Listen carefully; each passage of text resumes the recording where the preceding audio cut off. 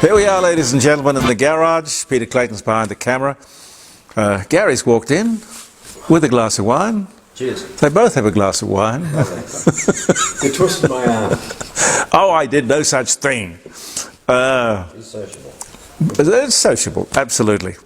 Anyway, welcome to the garage and the court of public opinion. I'm Jeremy Cordeaux, and I hope you're well. I hope you've had a good week. Oh, my God. This election. It's more like a spend-a-thon or some sort of strange auction. Each side is looking for a knockout punch. These new ideas, initiatives that come along with an election, with the Liberal and Labor Party campaign launches, the Libs in Sydney, Labor in Perth. It's funny, so far into a campaign, they're having a launch. Anyway, in the battle of ideas, which of course it should be, it's really the battle of the launch. The Libs have definitely won, I think anyway, with the reintroduction, I underline, reintroduction of the $1,200 middle income tax offset, which was abolished by Labor, the $30,000 instant tax write-off for small business, which was abolished by Labor, reduced immigration, and the deregistration of the CFMEU. An end to classroom indoctrination. God knows how Dutton's going to do that. How the hell are you going to do that, Peter? I don't know, but I hope he can. I hope he can too. But the knockout for me was the tax deductibility of mortgage interest rates, which, by the way, is quite common in other parts of the world. The interest paid on your mortgage in the United States has been deductible forever. And I've been advocating for a long time that the inflation rate should be tax deductible as well. That would keep the government on the job. Whoa! Clearly, housing is perceived by everybody as the main issue here, but they're both ignoring the elephant in the room. 47%, almost half the cost of a new house, is tax. Federal, state, and local government taxes. They could fix that in a heartbeat. But here's an interesting one. Labor says that it will enter the market as a builder. Wow. To build cheaper homes. Ladies and gentlemen, that's ridiculous. Firstly, everything government touches, is always more expensive. But importantly, with the close relationship they have with the CFMEU, you're guaranteed nothing will be built on budget or on time. In fact, the Labor slogan, you see it everywhere, in all their advertising, backdrop and whatnot, building Australia's future. Yeah, building Australia's future. If you're thinking of doing that, fellas, with the CFMEU, who own you, by the way, well, you would have known that, which means you're owned by the bikies, God help you. God help you. How can you take $7 million from criminals without being regarded as a criminal? Or living off immoral earnings or something. By the way, Labor's already established $10 billion future housing investment fund, has not built one single home. Why? Why? The other problem is that neither party seems to be concerned about the huge debt that they're committing us to in the future. Going on for millennia. With all of this spending, all of these election promises.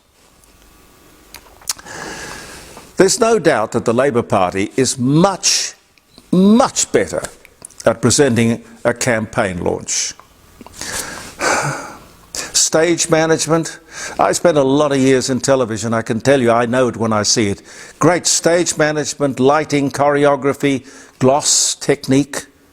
The ABC, responsible for the telecast and the broadcast for both speeches, both parties, once again, on Sunday, this one just gone by, demonstrated their bias. In every way, Labor shone. From lighting to sound, to the auto cue, the camera, the angles. The ABC is again an unabashed promoter of the left, which of course can and will, if they're elected, devastate the country. The left, I mean. I hope if Dutton is elected, he has the courage to put a broom through the ABC by appointing a moderate, fair-minded, impartial, non-political director. Now I've struggled, and I mean it, I've struggled with this. Why am I so adamant that this is a bad government, the Albanese government? Well, here we go. Stay with me on this. This Labor government is changing our country by stealth. They didn't have the right. For example, they just introduced 3 flags, no discussion, didn't ask us, didn't ask anyone. They have a certain vision. It's one that I don't agree with. You might, I don't know. But it's a free country, a democracy. First, the leadership of the Labor Party, current leadership, is from the socialist left of the Labor Party. I can't imagine how anyone could be possibly on the left of the Labor Party. But they're hypocrites, they love the good life, and they ask us to pay for it. And boy, do they enjoy it. They want to aboriginalise the entire country. 3% of the population should not be, pick my words carefully, full frame, if I could put it that way, to use a photographic expression. Keep things in proportion, 3% of the population. Then there's the NDIS, the out-of-control NDIS. No other country in the world has anything like the NDIS. You might ask yourself why. And if you don't believe the social engineering undertaken by this government, do me a favour. Just Google a simple question. Here it is. Let me give it to you. Did the explosion in the number of disabled people coincide with the establishment of the NDIS? Well, if you Google that, you'll see, as I saw, the answer is clearly, overwhelmingly yes. People didn't discover they were disabled until the NDIS popped up. Is there any government stupid enough to have done that with no checks and balances, no means test? And that same government doesn't know and thinks that we're too stupid to notice. It was just a wonderful idea to continue the Labor Party's ambition to get as many people as possible onto welfare, for any reason whatsoever. Is that the sort of country you want for your children and your grandchildren to inherit? When, ladies and gentlemen, we could be creating a meritocracy where people are encouraged to work, achieve, succeed, be independent and successful, rewarded. These are some of the reasons why I hate socialism. Apart from the very simple fact that it doesn't work. It doesn't encourage that wonderful fire in the belly thing, the idealistic desire to achieve, which is what not only drives the individual, it drives the community and the country to achieve its potential. But what I was thinking when I was putting all of this through my head, why should this government get the boot on the 3rd of next month, 3rd of May? Mind you, the opposition, this is the sort of thing the opposition should be saying and doing. But anyway, be that as it may. I don't write their stuff. They don't influence my stuff. Why should they get the boot? Well, yes, there is the cost of living.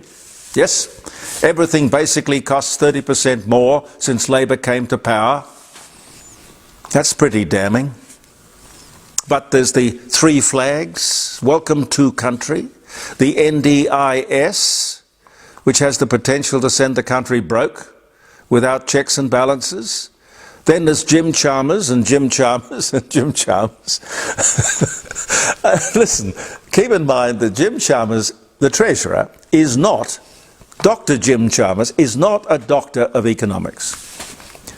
His doctorate is in, believe it or not, the life and times of Paul Keating.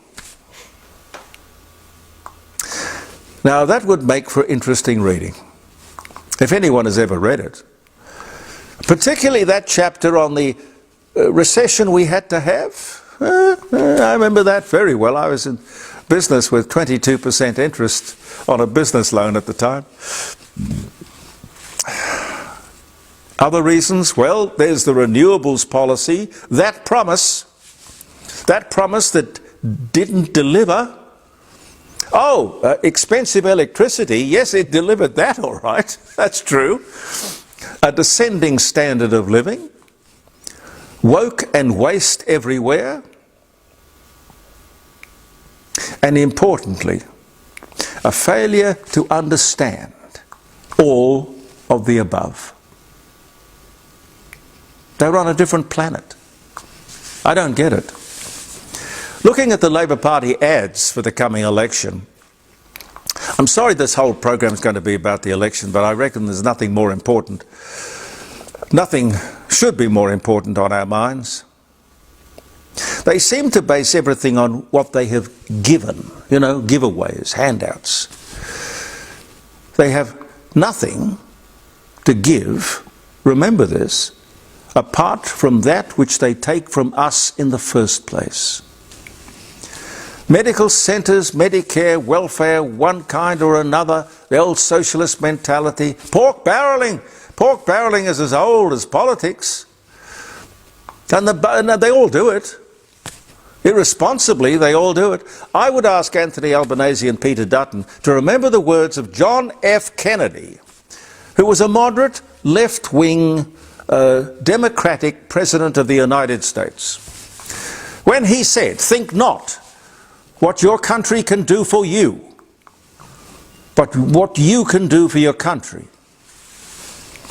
Australians don't stand up there in front of a politician and say, "What's in it for me?" That's not us. I think it's what you are, though. Anyway, Kennedy's words were inspired words. It's not about the freeloaders. Our future, if Anthony Albanese is interested, is in building a country based on encouragement, reward, and incentive. To get people to create the future, and we can. A great pool of talent and ability which can build our nation and our future. Albo, please do not underestimate your fellow Australian. It's not about handouts and freebies. If it was, I'd be on the next boat. It's not about welfare. It's about enterprise, encouragement and achievement. And there's the Labor slogan, "We're building Australia."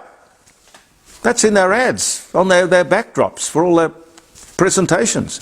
You can't build a country on handouts. Hard work is the only way to build a country. You have to inspire if you want to lead. Albo says, under the libs, everything's going to be more expensive. Straight-faced, he says it over and over and over again. Well, we don't know. We're not fortune tellers. But under Labor, we do know. In the last 3 years, Labor, since Albo was elected, everything has become more and more expensive, mostly because of the alternatives, the expensive electricity caused by the alternatives policy. It's alarming. But the fall in our standard of living has led the developed world. And that's not only alarming, it's unacceptable. They have a hide, really, to want a second go. But I guess there's no harm in asking. They're asking us to simply forget the lived experience of living under Labor for the last 3 years. And by the way, according to the ABC, electricity is far cheaper when produced by renewables. Okay, then why isn't it? Straight out of the Labor Party playbook. It's a lie. The truth of the matter is it isn't cheaper. In the last 3 years, as I've told you, my bill has gone from $1,600 a quarter to nearly $5,000 a quarter. Albanese's cheap renewables is a fraud. It's a lie, and he gets away with it because people don't question him, don't pull him up. I don't know where the journalistic rigour is, but I don't see it. I really don't. And just to tell you how mad the Greens are, Adam Bandt, leader of the Greens, addressing the press club on Wednesday last week, advocated that we cut all ties, and these are the people who are aspiring to form a coalition government with Labor, and if they do that, this guy's going to call the tune. He's advocating that we cut all ties, defence and otherwise, with the United States of America, which would, I don't know, it would be suicidal. Dangerous and suicidal. And he seriously wants your vote. A coalition of Labor and the Greens would be shocking, devastating, terrible consequences for the economy and the defence of this great country. Bandt says Trump is dangerous. Well, sir, I say to you, you are more dangerous, Mr. Bandt.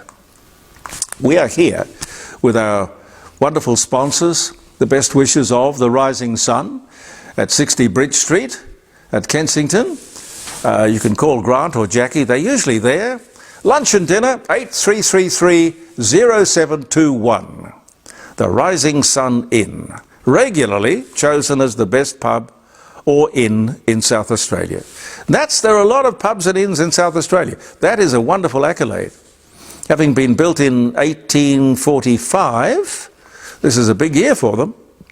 And our other sponsor, Jim Elder Fine Art Gallery in Melbourne Street, North Adelaide, he's just waiting for this election to be over. Once the election is over, he'll have his first auction of the year, which will be a big one. I think he's been saving up some goodies for it. 106 to 110 Melbourne Street, North Adelaide, two beautiful old buildings. You can talk to Jim or his lovely wife Helen on 8267-2869. They're inviting people to submit notable paintings for this first auction. Now, I better not really say that too firmly because probably the catalogue's been printed and everything is already hung on the walls. I'm not sure. But he has 4 auctions a year.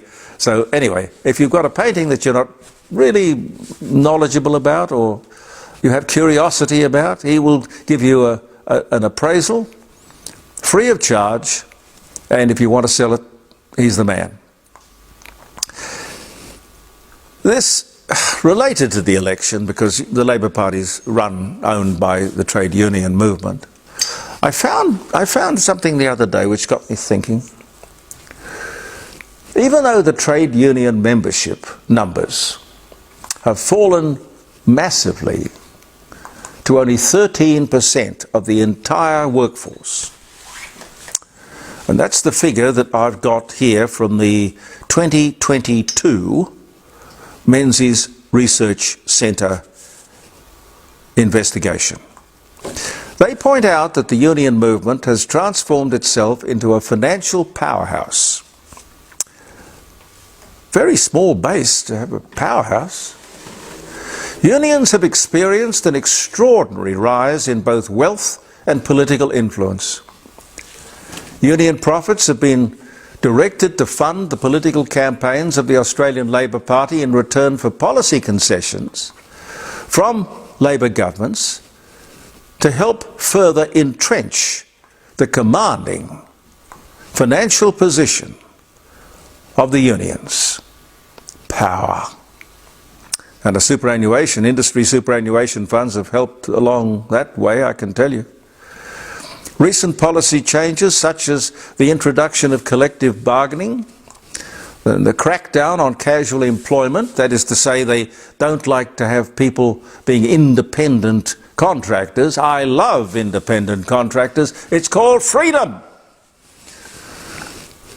Their objection is presented under the guise of protecting the workers, yet their ultimate goal is growing union coffers.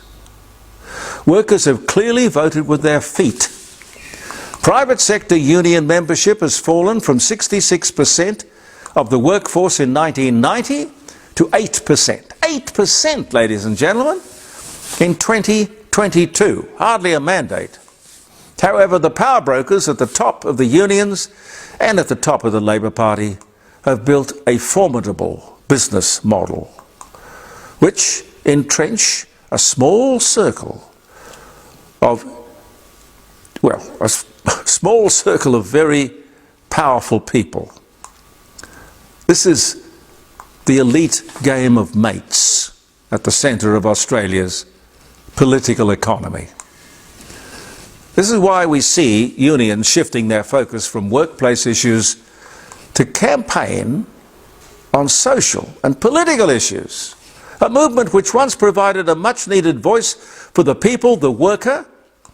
The movement that was born of factory workers and manual labourers is now focusing on amplifying the concerns of a highly educated cultural elite. And in recent years, unions have spent nearly $100 million of their members' money on political campaigning, directing millions of dollars to the Labor Party, of course. These campaigns frequently address social and political issues such as same-sex marriage, the yes vote, the indigenous rights and land rights. Nothing related to the worker or his or her rights or workplace conditions. Australian unions are even actively campaigning for boycotts and sanctions over Israel. It's none of their bloody business. It's amazing. Nobody tells them. Their focus continues to shift away from workers' rights and conditions to amassing wealth and power. They have become the very thing they were put in place to fight. Wealth and power, which is used to engineer social change. These organisations once fought the excesses of the top end of town are now firmly securing their own wealth and power and privilege.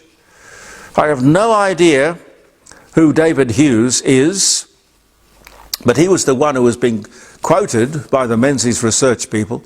David Hughes, I've got to find out more about him. But I thank David and the Menzies Research Centre. I think they're bloody well onto something here. Pete, am I out of time? Well, yeah, a little bit more. A bit more? A bit more. You're so understanding. Well, you're on fire, it's good. Well, I came across this in Melbourne, an interesting move. LGBTIQ pedestrian crossings. Ever heard of such a thing? Go on. No, they're there in Melbourne. Gays and lesbians cross the road like everybody else crosses the road. Why do they need a special crossing? A street crossing is a pedestrian courtesy. It's not a protest. Rainbow crossings. Surely. Are these rainbow crossings exclusively or supposed to be exclusively for gay people? Anyway, I don't know what the protest is about. Road safety is for everyone. Again, gay people, I would suggest, like Aboriginal people, are being weaponised and used, I suspect. Be careful. Anyway, I do wish you a happy birthday if you're having a happy birthday. I keep on losing my glasses and end up with ones that I had 20 years ago. Happy birthday, happy wedding anniversary. I hope it's been a very nice day. It's April the 15th. What have we got here? Before I leave you, let me tell you that on this day, the first sound on film public performance was shown at the Rialto Theatre in New York City. April 15, 1923. And you know, there were people who didn't like the idea of introducing sound, didn't like the idea of the talkies. First one, I think, was called, does anybody remember? I think it was the jazz singer. I think it was the jazz singer. But there were people who said, we don't need the sound. We're quite used to silent movies. Leonardo da Vinci, Italian painter, sculptor, scientist, visionary, was born in Florence. He died 1519, but born this day in 1452. Happy birthday, Leonardo. Paris, Cathedral, Notre Dame, catches fire. Oh, God, did you see that on television? Notre Dame burnt to the ground, toppling its spire and destroying its roof. 2019, on this day. 1877, the world's first home telephone was installed in Somerville, Massachusetts, at the house of Charles Williams Jr. The world's first home telephone was installed. He must have had a quid. He must. Maybe he had the telephone company. I don't know. No idea. But how about that for a trivia question? 1877, the year this today. Ray Kroc opens his first McDonald's fast food restaurant in Des Plaines, Illinois.